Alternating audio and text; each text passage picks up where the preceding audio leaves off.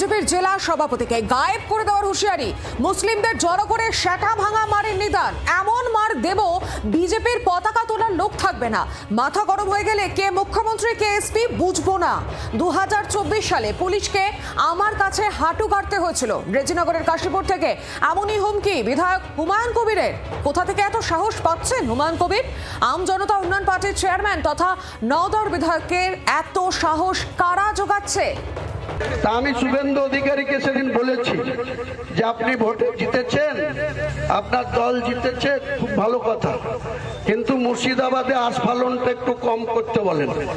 আমি যেদিন ময়দানে মুসলমানদের নিয়ে নেমে যাব না, সেদিন এমন সাটা ভাঙা মাছ শুরু করব যে আপনাদের পতাকা বহন করার লোক থাকবে না। কেস ওরকম কেস আমাদের বহুবার জেল খাটা আছে। লাখ লাখ লোককে রাস্তায় নিয়ে নামাবো আর সাটা ভাঙা মাছ দেবো আর জেলে যাব। কদিন জেলে রাখতে পারেন, কত খাওয়াতে পারেন।